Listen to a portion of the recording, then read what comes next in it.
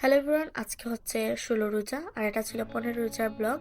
এটা আমাদের ভার্সিটি থেকে বিজনেস ক্লাবের কমিটি হ্যান্ডওভার ছিল, সাথে একটা সুন্দর ইফতার মাহফিল, তারপর বন্ধুদের সাথে একটু কফি খাওয়া, আড্ডা দেওয়া, বাসায় এসে রাত্রি করে একটা রেসিপি ট্রাই করা, সবকিছু নিয়ে থাকছে আজকের ব্লগটি। অবশ্যই দেখবেন। হ্যালো এভরিওয়ান, আসসালামু আলাইকুম, this is Naurin and welcome to my daily blog. আজকে ভার্সিটিতে ইম্পর্টেন্ট ক্লাস থাকায় সেহরি খাওয়ার পর আর ঘুমাইনি। সকাল 8টার বাসে ভার্সিটিতে চলে যাই। ফুল ডে আজকে কি করি সবকিছু নিয়ে ছোট ছোট ক্লিপের মাধ্যমে আপনাদের সাথে শেয়ার করব। আর আপনাদের সাথে কিছু কথা শেয়ার করব, মানে আমার কথাগুলো আর কি। আমার কাছে সবসময় ব্যবহারটা খুবই গুরুত্বপূর্ণ। কে কিভাবে আমার সাথে কথা বলছে, আচরণ করছে, তার কথার টোন কিরকম, এসব কিছু আমাকে খুবই বিবেচনা করে। আমি এগুলা নিয়ে খুবই ভাবি। যখন আমি একা বসি তখন এগুলা নিয়ে আমার ভাবতে হয়, আমার মাথায় অটোমেটিকলি চলে আসে এগুলা। আর আপনার ব্যবহার যদি ভালো না হয়, আপনি যত বড়ই কিছু হন না, আমার চোখে আপনি নিম্নমানের একজন মানুষ। আপনার সাথে আমার সম্পর্ক কখনোই সুন্দর হবে না, বা কারোর সাথেই আপনার সম্পর্ক সুন্দর হবে না যদি না আপনি সুন্দর করে কথা বলেন। আমি সেসব মানুষ থেকে দূরে থাকি যারা আমার কথাতে কোনো ইন্টারেস্ট দেখায় না, বা আমাকে গুরুত্ব দেয় না, বা আমার কথাতে গুরুত্ব দেয় না। আমি সবসময় ট্রাই করি মানুষের সাথে নম্র কথা বলার। যখন থেকে সে আমার কথাতে মানে খারাপ রিয়েক্ট করছে বা কোনো রিয়েক্ট করছে না, তখন আমি তাদের কাছ থেকে আস্তে আস্তে দূরে সরে যাই। আমার তাদের কাছে থাকার আর কোনো ইন্টারেস্ট থাকে না, বিধায় আমি আমার পথটা চেঞ্জ করে ফেলি।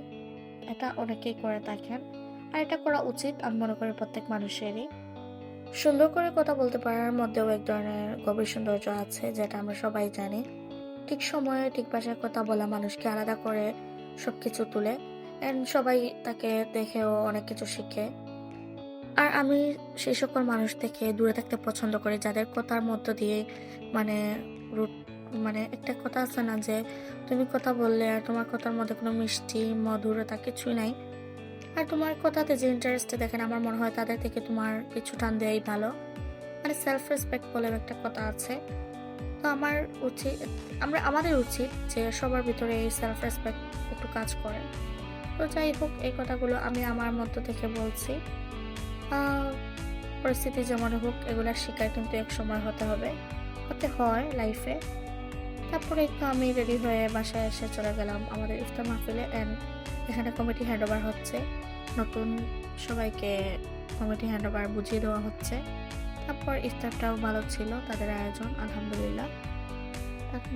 সার্ভিসটা তত ভালো ছিল না, খাবারটা খুব ভালো ছিল। তারপর একটু আড্ডা দিয়ে সবাই ছবি টবি তুলে দেন আবার বাসার উদ্দেশ্যে ব্যাক করি। তখন আমার অনেক ইচ্ছা হয় যে একটু কফি খাবো। তারপর আমি আমার ফ্রেন্ডকে বলি সে আর আমি বের হয়ে যাই। বের হয়ে দেন আমরা ডিসাইড করি কোথায় যাব। আর এদিকে খুব সুন্দর লাগতেছিল সব দিক থেকে, ঝলমলে একটা লাইটের মতো, মানে ঝলমল লাইটগুলো এই যে বিয়া বাড়িতে থাকে না, এগুলো আমার অনেক পছন্দ। তারপর এদিকে রেডের মধ্যে হয়তো ডিসকাউন্ট চলছে বা ঈদ উপলক্ষে অফার চলছে, এত মানুষ ছিল রেডের মধ্যে। যাই হোক, তারপর আমরা সেপ কফিতে চলে যাই। এখানে কফিটা খুবই ভালো লাগে, আর রেগুলার যেহেতু এই জায়গায় যাওয়া হয় না, তাই ভাবলাম একটু যাই। আমি আর আমার ফ্রেন্ড কফি অর্ডার দিই। কফি খাওয়ার পর দেন আমরা ব্রাউনি অর্ডার দিই। তারপর একসাথে হয়ে যায়, একজন ভালো মানুষের দেখা পাই, তিনি আমাকে বাসায় নিয়ে আসেন। আর চাচার কথাগুলো অনেক ভালো লাগলো আজকে। তারপর বাসায় এসে দেখি আমার এই অবুঝ প্রাণীকে কেউ খাবার দেয় নাই। ওনারা আমার পথ চেয়ে বসে আছে, আমি ঝটপট করে ওনাদেরকে খাবার দিই। তারপর আমাদের বাসায় সব এলাকায়, আমাদের পাশে আর কি এলাকায় কারো পানি নাই, তাই সেহরি রান্না করাটা বাসায় টাফ হয়ে যাবে। এজন্য আমি আবার রেডি হয়ে যাই, একটা জায়গা থেকে গিয়ে খাবার নিয়ে আসবো। তারপরে তো আমি আর আমার ছোট ভাই রেডি হয়ে বের হয়ে যাই। তখন রাত 11টা বাজে।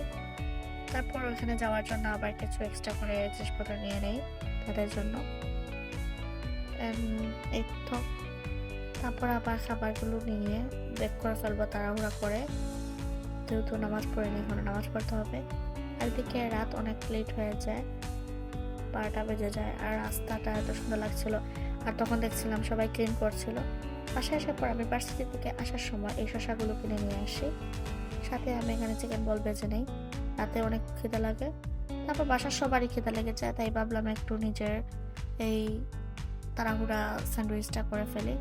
এদিকে নাগেটস ছিল, নাগেটসগুলোকে বেজে একটা পিৎজা সস দিয়ে আমি কি করে ফেলি, ম্যারিনেট করে ফেলি। তারপর এখানে আমি ডিমের মধ্যে হালকা লবণ আর একটু মিল্ক অ্যাড করবো, যেহেতু মানুষ বেশি কিন্তু ডিমের পরিমাণ কম। তারপর আমি এখানে দুধ দিয়ে এদিকে আমি চাও বসিয়েছি আর একদিকে ডিমও বসিয়ে দিয়েছি স্যান্ডউইচের জন্য। আর এটাকে স্যান্ডউইচ বলে না, আমি আমার মতো করে মানে এই স্যান্ডউইচটা এত মজা ছিল, মানে আমরা যতজন মানুষ ছিলাম ব্রেডেও কাভার হয়ে গেছে, ডিমেও কাভার হয়ে গেছে, মানে এক একজনে এক একটা স্যান্ডউইচের মতো করে পাইছি। আর আমি মাছ দিয়ে কাটি নাই, আমি জাস্ট চারপাশের শক্ত টুকরাগুলো ফেলে দিয়েছি।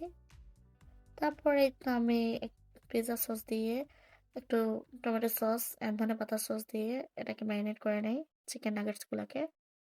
তারপর এভাবে ব্রেডের উপর দিয়ে দেই হালকা করে, এন্ড তারপর হঠাৎ মনে হলো শসা আছে, তাই শসাকে স্লাইজের মতো করে কেটে মানে পাতলা পাতলা করে উপরে দিয়ে দেয়। আর তাড়াহুড়া করছিলাম কারণ সবারই খিদা লাগছে আর সবাই ওয়েট করছে এটার। তারপরে এই তো গরম গরম চা দিয়ে এটা অনেক ভালো লাগতেছিল আর সবাই মজা হয়েছে বলছে, এজন্য ইনশাল্লাহ আবার ট্রাই করবো বাসায়, আপনারাও ট্রাই করবেন।